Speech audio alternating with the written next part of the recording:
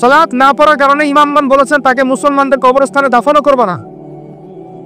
কোন কোন ইমাম বলেছেন তাকে জানাজাও দিবা না। কোন কোন ইমাম বলেছেন তাকে জেলখানায় বন্দী করে রাখবা। কোন কোন ইমাম বলেছেন তাকে মৃত্যুদণ্ডের শাস্তি দিবা। আমি এমনি বলতেছি না, ইমামদের কওলগুলো পড়ে দেখেন। নামাজ না পড়াটা যেমন তেমন পাপ না তো, ইচ্ছা হইলে পড়লাম ইচ্ছা হইলে পড়লাম না এমন না। যারা নামাজি তারাও যদি নামাজে সচেতন না হয় তাদের জন্যও শাস্তি আছে। নাউযুবিল্লাহ। ফাওয়াইলুল লিল মুসাল্লি আল্লাযীনা হুম আন সালাতিহিম সাহুন আল্লাযীনা হুম ইউরাউনা ওয়া ইয়ামনাউনা আল মাউন। এখানে বলা হচ্ছে মুসল্লিদের জন্য দুর্ভোগ, যে মুসল্লিরা নামাজ সম্পর্কে গাফেল উদাসীন। আবার যারা মানুষকে দেখানোর জন্য নামাজ পড়ে এবং এই যে ছোটখাটো সাহায্য করতে অস্বীকৃতি জানায়, সূরা মাউন পড়েন। তাহলে মুসল্লিদের জন্য গাফেলতির যদি শাস্তি হয়, তাহলে যারা পড়ে না ওদের কি হবে বলেন?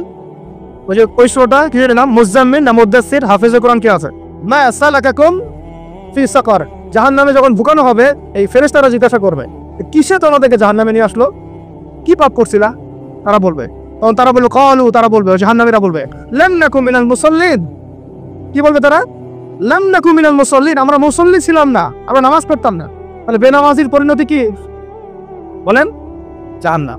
ওয়ালাম নাকুনু তুইমুল মিসকিন, আর আমরা মিসকিনদেরকে খাবার দিতাম না। সুবহানাল্লাহ। আল্লাহ পাক আমাদেরকে সালাত আদায় করার তৌফিক দান করেন। রমাদান মাসে শক্ত করে নামাজ পড়বেন ইনশাআল্লাহ, আল্লাহ পাক তৌফিক দান করেন। 5 ওয়াক্ত নামাজ চেষ্টা করব জামাতে পড়ার জন্য।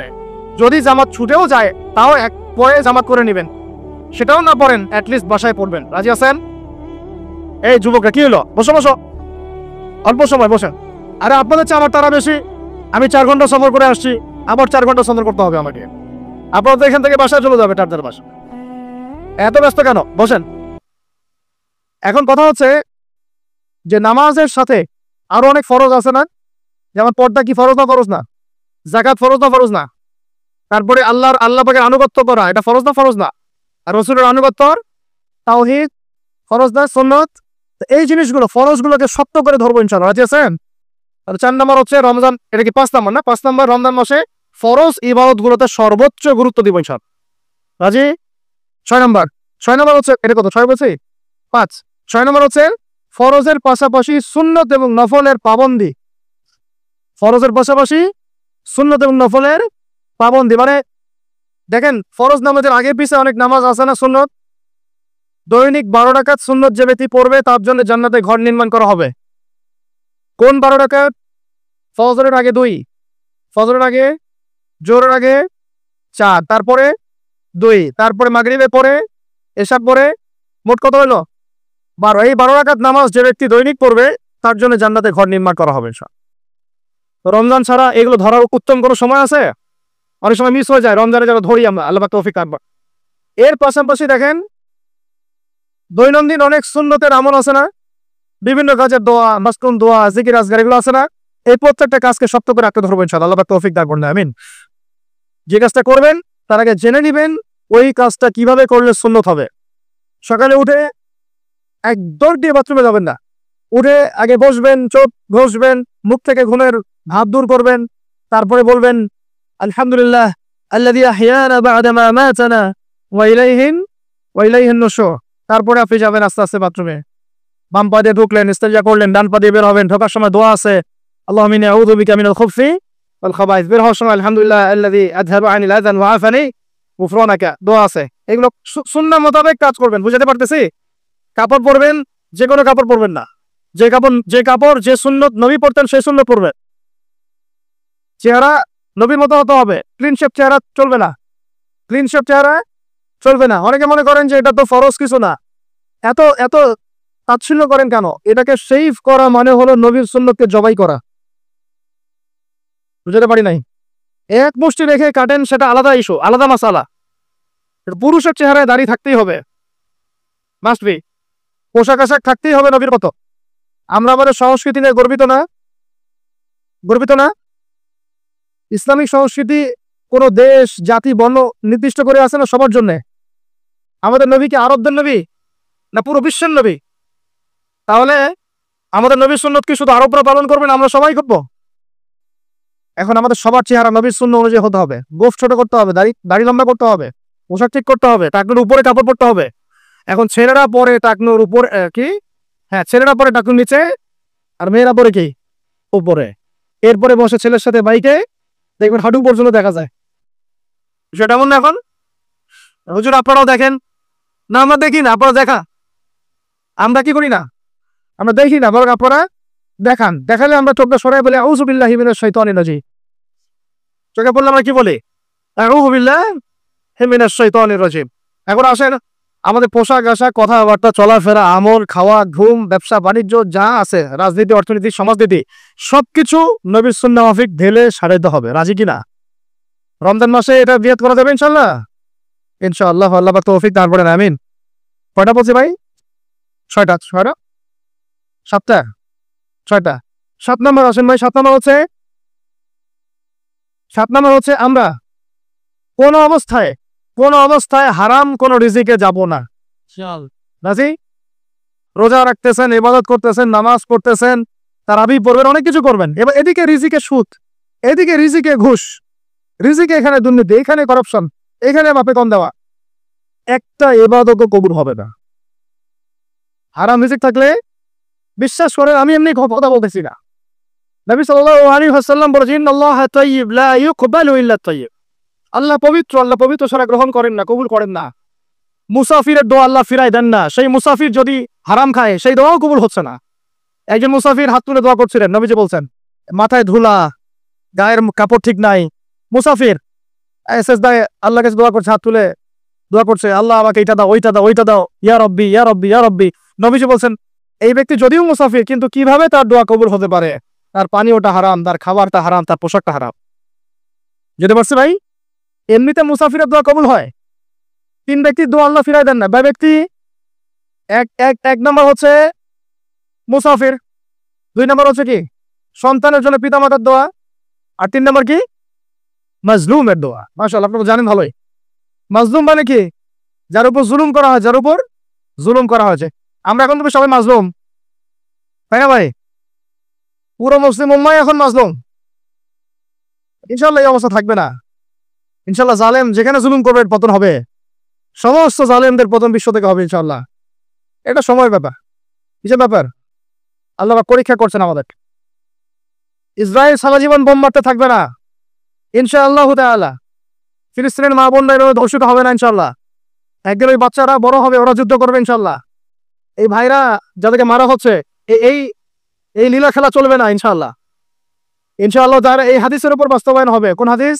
নবীজি বলেছেন, লা তুকাতিলুন্নাল ইয়াহুদ, তোমরা অবশ্যই এই জালেম ইহুদিদের সাথে যুদ্ধ করবেই। ওয়ালা তাকতুলুন্নাহুম, তোমরা অবশ্যই এদেরকে হত্যা করবেই। এমনকি ওরা পাথরের পিছনে লুকালেও, হাত্তা ইয়াকুলুল হাজার ওয়াশজার, পাথর গাছ কথা বলা শুরু করবে। ইয়া মুসলিম, হে মুসলিম সৈন্য, ইন্না ওরাইল ইয়াহুদ তাআল ফাকতুলহু, আমার পিছনে ইহুদি লুকিয়ে আছে, ভয়ে লুকাইছে, আসো একে হত্যা করো। কে বলবে? পাথর গাছ কথা বলবে। এটা গাল গল্পের কথা না। এখন যা দেখতেছেন এগুলো চিরস্থায়ী নয়। কথা প্রসঙ্গে চলে আসলো, 3 ব্যক্তির দোয়া আল্লাহ পাক ফেরত দেন না। মাজলুম, সন্তানের জন্য পিতামাতার দোয়া এবং মুসাফিরের দোয়া। কিন্তু যদি রিজিক হারাম হয় তাহলে হবে না। তাহলে আমাদের নসিহত নাম্বার কতটা? 7। আমরা কোনো অবস্থায় হারাম রিজিকে সম্পৃক্ত হব না। রোজা রেখে তো মোটেই না। এবং এটা চর্চা করবো যাতে করে আমরা হারাম থেকে বেঁচে থাকতে পারি। ঠিক আছে ভাই? 8 নাম্বার হচ্ছে আমরা রমজান মাসে সবার যাকাত গুলো দিয়ে দিব ইনশাআল্লাহ। যাকাত যাদের ফরজ হয়েছে, আল্লাহর রাস্তায় যাকাত দিয়ে দেন। যাকাত দিবেন না, এটাও জাহান্নামে যাওয়ার অন্যতম কারণ।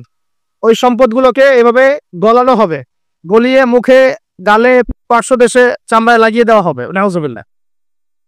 সূরা তাওবায় আছে এটা। কোন সূরায়? তাওবায়। যাকাত দিতে হবে। কেউ যদি যাকাতকে অস্বীকার করে সে কাফের হয়ে যাবে। কেউ যদি যাকাতকে অস্বীকার করে কি হয়ে যাবে? কাফের হয়ে যাবে। কেউ যদি মনে করে নামাজ ফরজ, নামাজ মানি, যাকাত মানি না, কি হয়ে যাবে? কাফের হয়ে যাবে। এখন আমার কথা হচ্ছে, ইসলামের অর্থনীতির মূল ভিত্তি হচ্ছে যাকাত। যাকাত যদি ঠিকঠাক মতো দিতেন, বাংলাদেশে একটা দরিদ্র মানুষও খুঁজে পাওয়া যাইতো না। এটা গাল গল্প না, এটাই বাস্তবতা। কিন্তু আমরা সেটা বাস্তবায়ন করতে পারছি না। আমার কথা শোনেন ভাই, বাংলাদেশে এমন অনেক মানুষ আছে, হাজার হাজার, যাদের যাকাত যদি আপনি কালেক্ট করতে পারে, সমাজে একটা দরিদ্র মানুষও খুঁজে পাওয়া যাবে না। এমন একজন মানুষের যাকাত দিয়ে আপনি একটা গ্রামের মানুষকে খাওয়াইতে পারবে? মিলসের মালিক জাকাত দেয় না, গার্মেন্টসের মালিক অনেক জাকাত দেয় না, ফ্যাক্টরি মালিক জাকাত দেয় না, অনেকে কানাডায় বাড়ি ঘর করতেছেন, এখানে জাকাত দেন না। আছে না এরকম? জাকাত না দিলে ইসলামের খুঁটি থেকে নাম কাটা পড়ে গেল। ইসলামের ভিত্তি কয়টা? 5টা না? তাওহীদের পরে কি সালাত না? সালাতের পরেই কি যাকাত, তারপরে না রমাদান এবং হজ, তাই না বিষয়টা? আল্লাহ পাক আমাদেরকে ইসলামের এই 5টা পিলারে অন্যতম পিলার যাকাতের উপর আমল করার তৌফিক দান করে না। কয়টা বললাম ভাই?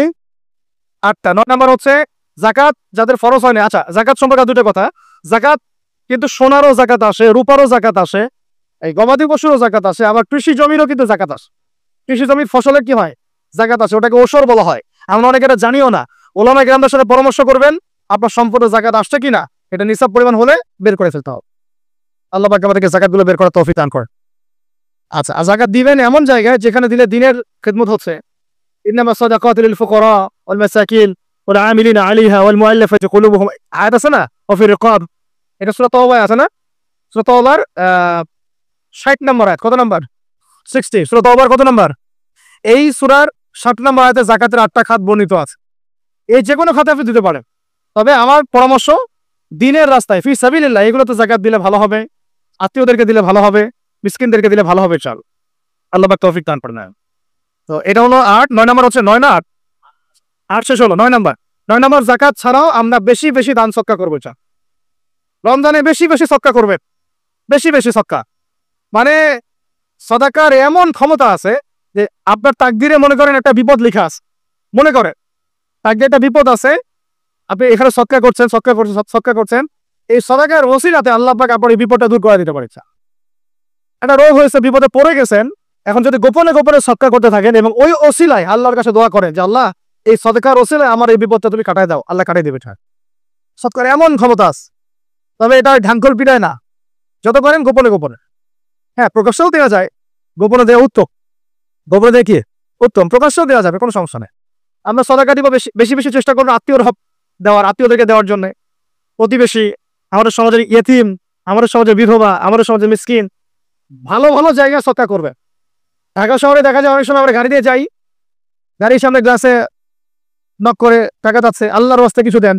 কে জানি হাদিসটা ভিক্ষুকদেরকে শিখাইছে। কোন হাদিস জানেন? যে আল্লাহর ওয়াস্তে কারো কাছে কিছু চাইলে ফিরাইতে হয় না। আল্লাহর ওয়াস্তে যদি কেউ আপনার কাছে কিছু চায়, আল্লাহর ওয়াস্তে ভাই আপনার কাছে আমি 10টা টাকা চাচ্ছি, থাকলে দেন, তাহলে এটা ফিরাইতে হয় না। বেচারা আল্লাহর ওয়াস্তে চাইছে, আমি ফিরাবো কেন? আল্লাহর দোহাই দিছে, তো প্রত্যেকটা ভিক্ষুক দেখবেন চায় আল্লাহর ওয়াস্তে দেন। সেটা নিয়ে গাঁজা খাক আর কি করে করবো, আল্লাহর ওয়াস্তেই চাচ্ছে। অনেক সময় দেখা যায় অনেক ভিক্ষুকের ফ্ল্যাট আছে ঢাকায়, কি আছে? হ্যাঁ, আমরা ভাড়া থাকি, যারা দেই তারা ভাড়া থাকি, কি হয় ভিক্ষুকের ফ্ল্যাট আছে। সুবহানাল্লাহ। প্রতারণা যুক্ত, বোঝার বুদ্ধি নাই কোথায় দিলে ভালো হবে, এই জন্য বাছাই করে করে সদকা করবেন। দিনই খাতগুলোতে বেশি সদকা করবেন, আল্লাহ পাক তৌফিক দান করুন। আর সবচেয়ে ভালো হয়, আমার পরামর্শ, সবচেয়ে ভালো হচ্ছে আত্মীয়দেরকে দিবে। এখানে আপনি 2টা নাকি পাবেন। কয়টা? এক, আত্মীয়র হক রক্ষা করলেন, হক আদায় করে তার নাকি, সৎকারও করলেন, এটার নাকি আছে। আবার আত্মীয়র সম্পর্ক বজায় রাখলেন, সুসম্পর্ক বজায় রাখলেন, এটা আরেকটা নাকি। আত্মীয়তার সম্পর্ক রক্ষা করা বিশাল ইবাদত। মানে এটা সিলাতুর রাহিম, এটা আল্লাহ পাকে আরশের সাথে ঝুলে থাকে। যে আত্মীয়তার সম্পর্ক রক্ষা করে আল্লাহ পাক তাকে রক্ষা করবে। আত্মীয়তার সম্পর্ক যে নষ্ট করে দেয়, আল্লাহ পাক এই কেটে ফেলবেন। এটা আত্মীয়তার সম্পর্ক নষ্ট করতে হয় না। আত্মীয়তার সম্পর্ক নষ্টকারী জান্নাতে যায় না, এটা না হাদিসটা ওস্তাদ? লা ইয়াদখুলুল জান্নাতা কাতিউর রহমি, মানে আত্মীয়তার সম্পর্ক, রক্তের সম্পর্ক যারা মানে কেটে ফেলে তারা জান্নাতে যাবে না। তো প্রিয় ভাইরা, আমরা আত্মীয়তার সম্পর্ক রক্ষা করবো ইনশাআল্লাহ। আর আত্মীয়তার মধ্যে সবাই একরকম হয় না, এক এক মানুষ এক এক বুঝে। কেউ হয়তো আলট্রা মডার্ন, কেউ এক্সট্রা অর্ডিনারি মডার্ন, ঠিক আছে, কেউ দিনের ধার কাছেও নাই, কেউ নাস্তিক, এরকম আছে তো নাকি? তা আপনি সৌজন্যমূলক সম্পর্ক বজায় রাখুন। সালাম কালাম বিনিময়ে আসলে মেহমানদারি করা, সৌজন্যমূলক সম্পর্ক কি করবেন? বজায় রাখবেন। আল্লাহ পাক আমাদেরকে বোঝার তৌফিক দান। কটা বলছি? 8 না 9? 9টা। 10 নম্বর হচ্ছে ভাই, রোজা রেখে বেশি বেশি ইস্তেগফার করবেন। কি করবেন বলেন? রোজা রেখে বেশি বেশি ইস্তেগফারের সবচেয়ে ছোট্ট বাক্যটা হচ্ছে আস্তাগফিরুল্লাহ ওয়া আতুবু ইলাইহি। কি বললাম বলেন? আস্তাগফিরুল্লাহ ওয়া আতুবু ইলাইহি। এইটুকু পারা যাবে না? দিনে কমপক্ষে 100 বার। কতবার? দিনে কমপক্ষে 70 বার বা 100 বার। দিনে কমপক্ষে 70 বার বা 100 বার, আরো বেশি পারলে আরো ভালো। ওই যে হিসনুল মুসলিম একটা বই আছে না, বা কিতাবুজ জিকির, কিতাবুদ দোয়া, আল আসকার, এমন অনেক বই পাওয়া যায়। এই বইগুলো কিনবেন, ওখানে দেখবেন অনেক জিকির আজগার দেওয়া আছে, দৈনন্দিন জিকির আজগার দেওয়া আছে, তাসবিহ তালিম দেওয়া আছে, সকাল সন্ধ্যার মাসনুন দোয়াগুলো দেওয়া আছে। এগুলো মুখস্থ করে কিছু হলেই হুজুর দোয়া করে দেন, হুজুর ফু দিয়ে দেন, হুজুর পানি পরা দেন। আগে হুজুরের উপর ডিপেন্ডেন্সি কেন আপনার? নিজে আল্লাহর কাছে চাওয়া শিখেন। সেজদায় গিয়ে আল্লাহকে বলেন, আল্লাহ আমার অসুস্থ, আমি অসুস্থ, আমাকে শেফা দাও। সেজদায় গিয়ে বলেন, আল্লাহুম্মা আতিনা ফিদ দুনিয়া হাসানা ওয়া ফিল আখিরাতি হাসানা ওয়া কিনা আযাবান নার। হাত উঠান, আল্লাহকে বলেন, আল্লাহুম্মা আইনি আলা যিকরিকা ওয়া শুকরিকা ওয়া হুসনি ইবাদাতিক। আল্লাহকে বলেন, ইয়া শাফি, ইয়া আল্লাহ, ইয়া রহমান, ইশফিনি, আমাকে শেফা দান করে। আগে আল্লাহর সাথে কথা বলা শিখেন, তাই না ভাই? তারপরে দোয়া নিবেন, পানি পড়াও নিতে পারেন, ঝাড়ফুঁক দিতে পারেন, সেটা আছে বৈধতা অবশ্যই, এটাও ঠিক আছে। কিন্তু আগে আপনি আল্লাহকে চিনতে শিখেন। বেশি বেশি রোজা রেখে ইস্তেগফার করবেন, আল্লাহ তৌফিক দান করেন, আমিন।